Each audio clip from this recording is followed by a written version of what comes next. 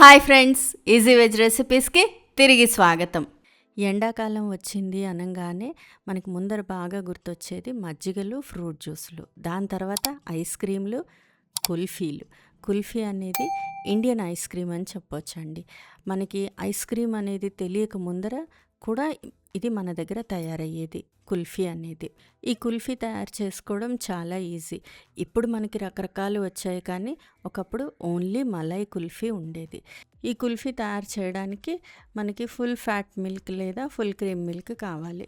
నేను ఇక్కడ లీటర్ పైన ఒక పావు లీటర్, అంటే 1.25 లీటర్ పాలు తీసుకున్నానండి. ఈ కప్ మెజర్మెంట్తో 5 కప్పులు తీసుకున్నాను. అలాగే దానిలోకి ఒక 2 టేబుల్ స్పూన్ల వరకు క్రీమ్ వేసాను. అంటే పాల మీది మీగడ తీసి పక్కన పెడతాము, అది వేసాను. అది లేకపోయినా పర్వాలేదు, బయట దొరికే క్రీమ్ అయినా తెచ్చి వేసుకోవచ్చు. పాలు బాగా కాగాలి. అడుగు మందంగా ఉండే వెడల్పాటి గిన్నె కానీ లేదా మూకుడైతే మనకి బాగా కాగుతాయి పాలు, చక్కగా మీగడ ఫామ్ అవుతూ ఉంటుంది. పాలు కాగుతున్నప్పుడు ఒక స్పూను లేదా చిన్న మిళ్ళి, నెయ్యి వేసుకునే మిళ్ళి లాంటిది వేసుకుంటే పాలు అడుగంటిపోకుండా ఉంటాయండి. ఇలా మీగడలు కడుతున్నాయి చూసారు కదా, అలా కట్టేదాకా కాగుస్తూ ఉండాలి. లో ఫ్లేమ్లో పెడితే అవి చక్కగా కాగి మళ్ళీ మనం ఆ మీగడలని పాలల్లోకి కలుపుతూ ఉండాలి మధ్య మధ్యలో. ఈ పాలు సగం అయ్యేదాకా లో ఫ్లేమ్లో పెట్టి దగ్గరుండి కలుపుతూ కాచుకోవాలండి.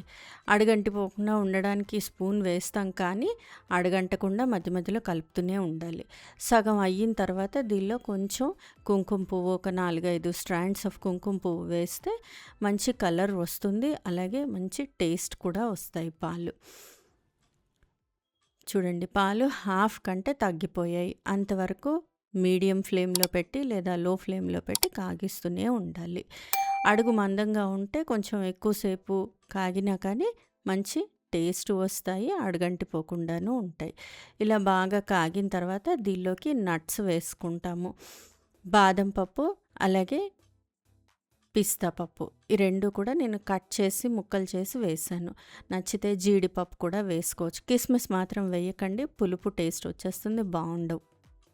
నట్స్ వేసిన తర్వాత మళ్ళీ ఒకసారి లో ఫ్లేమ్లో పెట్టి ఈ మీగడలన్నీ పాలల్లో కలిసేటట్టుగా కలుపుతూ ఉడికించుకోవాలి. ఒకసారి ఇలా పొంగు వచ్చిన తర్వాత దీనిలోకి పంచదార వేయాలి. పంచదార వేసే కంటే ముందర మనం అడుగును వేసిన స్పూన్ తీసేస్తానండి. తర్వాత లో ఫ్లేమ్లో పెట్టి పంచదార 5 కప్పుల పాలు ఉన్నాయి కాబట్టి ఇందులో 3/4 కప్పు పంచదార వేస్తే సరిపోతుంది. ఆల్రెడీ బాగా దగ్గరగా కాగి ఉన్నాయి కాబట్టి పాలల్లోంచి చిన్న స్వీట్నెస్ వస్తుంది. దానికి తోడుగా మనం పైన పంచదార ఎక్కువ వేస్తే మరీ స్వీట్గా అయిపోతాయి. అందుకని ఒక 3/4 కప్పు అయితే సరిపోతుందండి.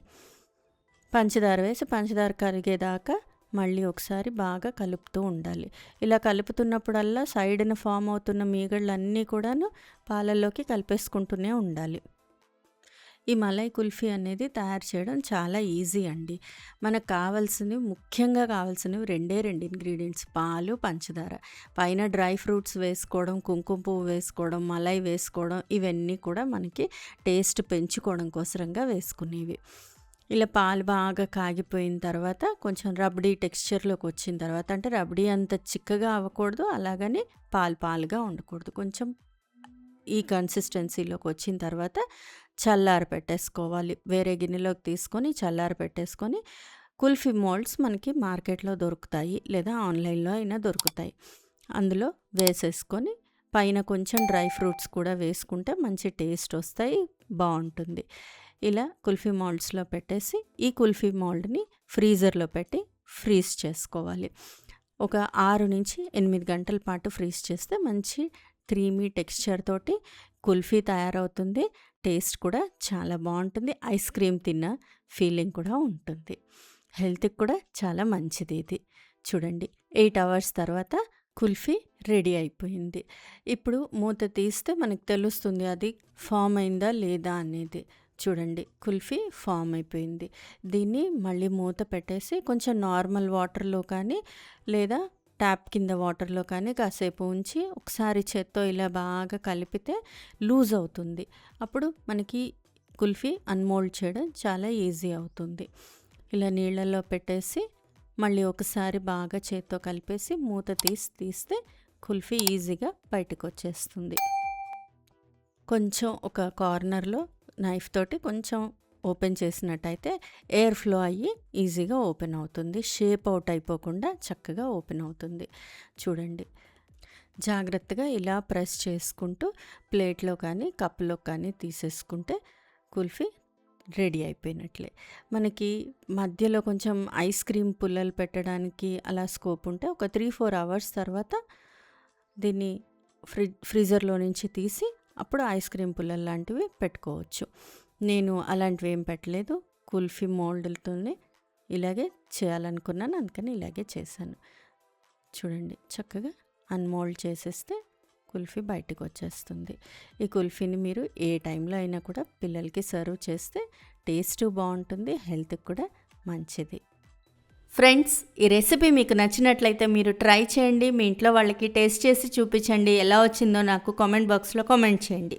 ఫ్రెండ్స్, ఈ వీడియో మీకు నచ్చినట్లయితే ప్లీజ్ లైక్ చేయండి, షేర్ చేయండి. ఛానల్ సబ్స్క్రైబ్ చేసుకొని వాళ్ళు ఛానల్ సబ్స్క్రైబ్ చేసుకోండి. ఆ బెల్ ఐకాన్ క్లిక్ చేయడం మాత్రం మర్చిపోకండి. మరో మంచి రెసిపీతో మళ్ళీ మీ ముందుంటాను. అంతవరకు సెలవు మరి. బాయ్.